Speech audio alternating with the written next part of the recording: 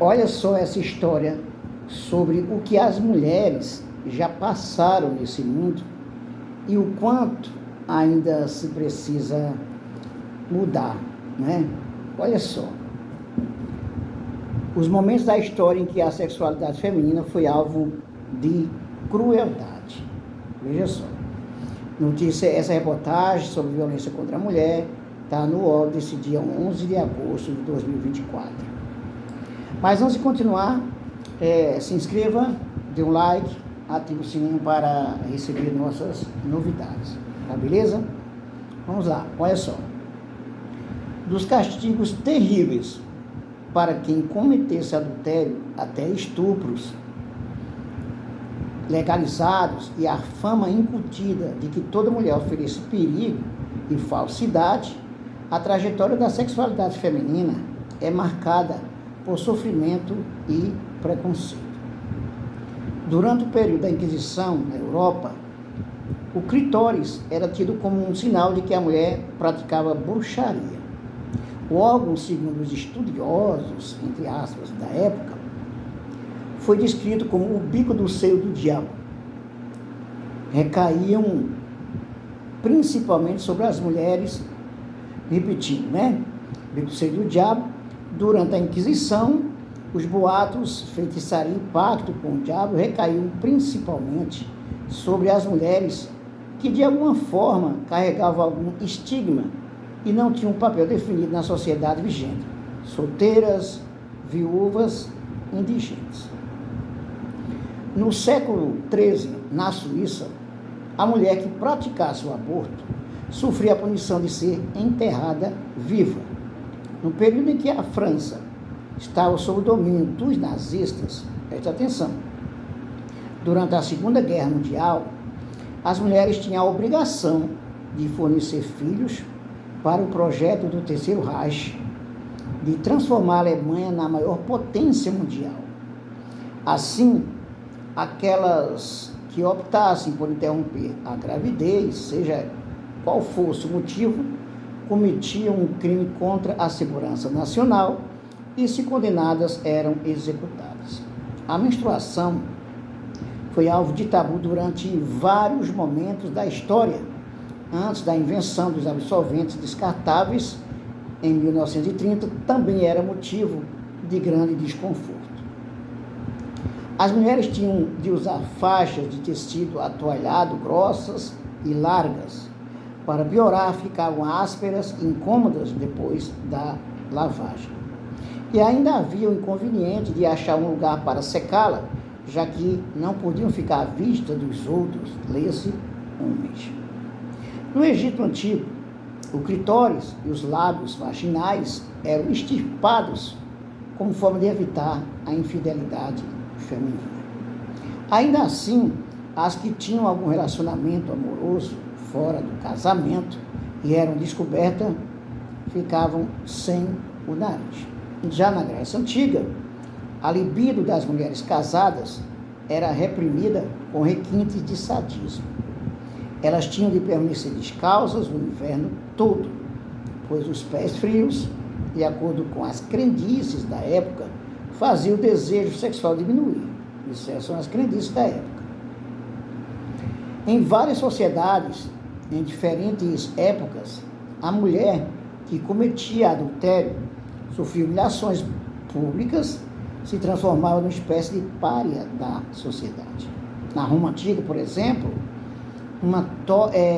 aquelas que pulavam a cerca eram obrigadas a vestir na rua uma toga curta e escura, que se contrapunha ao branco puro das longas estolas das damas. O enredo da obra clássica A Letra Escarlate, de 1850, de Nathaniel Hawthorne, se passa na Salem dos Estados Unidos, do século XVII, e conta a história de Hester Prynne, uma mulher casada que acredita que o marido morreu nas mãos de povos indígenas. Ela se envolve com o reverendo local e acaba engravidando, mas se recusa a dizer o nome do pai da criança e é condenada à prisão. Ao sair, precisa usar a letra A de adúltera bordada na roupa. Durante vários séculos, a Igreja Católica teve uma relação um tanto quanto hipócrita com a prostituição. Veja bem. Ao mesmo tempo em que condenavam em seus sermões, vários membros solicitavam serviços sexuais. O cliente mais famoso, sabe quem era? O Papa Alexandre V, de 1431 a 1503, que certa vez promoveu uma orgia em que obrigava as moças a recolher castanhas do chão com a vagina. Já o Papa Clemente II, de 1000 a 1047, decretou que, ao morrer, as prostitutas tinham de deixar metade dos ganhos para a igreja. Na Idade Medieval, as mulheres eram praticamente o mal encarnado na Terra. Ideia que a igreja, obviamente, fazia questão de propagar. Eis algumas características relacionadas às mulheres. Deixavam-se ser seduzidas facilmente, gostavam de bajulação, não conseguiam guardar segredos e eram tidas como desonestas, invejosas, falsas e geniosas. O sexo, portanto, abria praticamente as portas do inferno. As mulheres eram vistas dessa forma. O ritual de mutilação do clitóris, a clitoridectomia, e da parte externa dos órgãos genitais femininos, é uma tradição criada há mais de 2000 anos em alguns países da África, do Oriente Médio e do Sudeste Asiático. A extirpação é feita logo na infância com o propósito de impedir o prazer rudimentar. Algumas culturas ainda seguem a tradição, que em geral é feita de modo precário, levando muitas mulheres à esterilidade, né? Tem até um filme muito interessante, baseado numa história real, de uma modelo, né, do Saara, que ela passou por isso quando era criança. Eu esqueci agora o nome do filme, ok? Bom, durante o período colonial no Brasil, os portugueses diziam que as negras e as indígenas eram mulheres sem honra e por isso disponíveis para fazer sexo sempre que algum homem tivesse vontade. Embora sejam relacionadas à Idade Média, os cintos de castidade surgiram muito tempo depois, no século XIX. Não eram impostos pelos homens nem colocados para controlar a fidelidade das esposas, mas ainda assim sua história não é nem um pouco bela. Esses instrumentos eram adotados pelas próprias mulheres para evitar serem estupradas nos locais de trabalho. Entendeu? Os cintos de castidade eram colocados pelas mulheres para não serem estupradas, certo? Bom, na Europa, na época do Renascimento, o estupro não era considerado crime, a não ser que fosse cometido contra crianças, idosos ou aristocratas. Mesmo estupradas, aquelas que engravidavam perdiam a honra, pois havia a ideia que uma mulher só concebia se sentisse prazer durante o sexo. O resultado, muitas impossibilitadas de casar viravam prostitutas, certo? Na época da escravidão, no Brasil, muitos senhores se relacionavam com as mulheres escravizadas. Mais do que obter prazer erótico, também tinham por objetivo aumentar o número de escravizados da senzala. Incomodadas com a traição, mas sem voz diante de casamentos impostos e do poder patriarcal, as sinhais descontavam a raiva nas moças escravizadas e nos bebês bastardos. Há relatos de senhoras que mandaram arrancar os olhos de mucamas ou matar e cozinhar pedaços de crianças e servi-los ao marido nas refeições. A mulher do século XIX, pelo menos em terras brasileiras, não tinha poder algum sobre o próprio corpo e não podia, de forma alguma, recusar as obrigações com o marido no leito conjugal.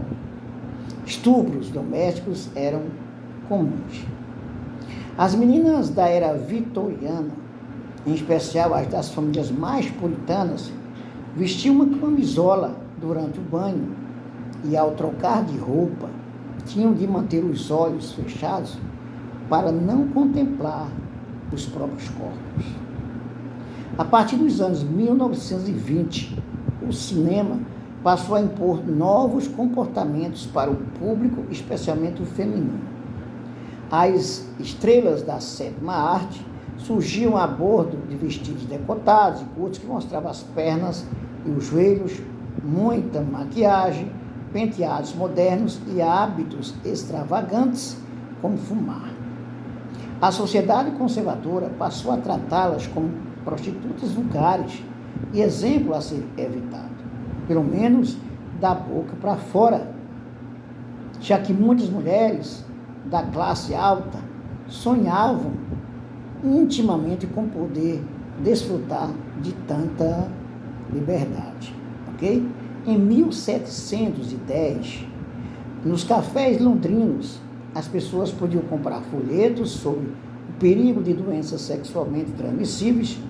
Fez enorme sucesso uma brochura anônima contra a masturbação chamada onania ou o pecado infame da desonra de si mesmo e suas terríveis consequências para ambos os sexos, com conselhos morais e físicos endereçados àqueles que já sofreram os prejuízos desse hábito abominável. As ameaças às mulheres eram cruéis, pois o leque de consequências do prazer solitário incluía desde a loucura até o aumento do clitóris, que ficava do tamanho de pés. Lançado em 2001, o filme Em Nome de Deus, de Nora Giannini, mostra que 4 jovens enviadas à força para um convento na Irlanda nos anos de 1960. Baseado em histórias reais, o longa mostra que antes da revolução sexual do final da década, era comum entre famílias conservadoras enviarem jovens fora dos padrões para expiar os pecados entre as freiras, na verdade, para encobrir a vergonha que provocavam. Assim, desde vítimas de estupro até mães solo e moças muito bonitas ou com atitudes consideradas provocativas, tinham de ser internadas para uma possível cura, entre aspas, entre as paredes católicas. Fontes dessa pesquisa: Histórias de Conversas de Mulher, da editora Planeta, de Mary Del Priore, Histórias do Amor no Brasil, da editora Contexto, também de Mary Del Priore, O Guia dos Curiosos Sexos, Panda Books, de Marcelo Duarte e Jair Bauer, O Lado Sombrio dos Contos de Fadas, As Origens Sangrentas das Histórias Infantis, editora Abril, e Karen Huick, Histórias Íntimas, Sexualidade e Erotismo na História no Brasil, editora Planeta, de Mary Del Priore, e Uma Breve História do Sexo, editora Gaia, de Cláudio Blanc, ok? Essa reportagem é de Heloísa Noronha, publicada em maio de 2018, ok? Bom, gostou? Agora dê a sua opinião sobre essa situação, essa realidade que as mulheres passavam e como você vê hoje, ok? Faça isso, dê a sua opinião, faça o seu comentário, compartilhe, divulgue nosso canal, inscreva-se, ative o sininho para receber nossas novidades e até o nosso próximo vídeo.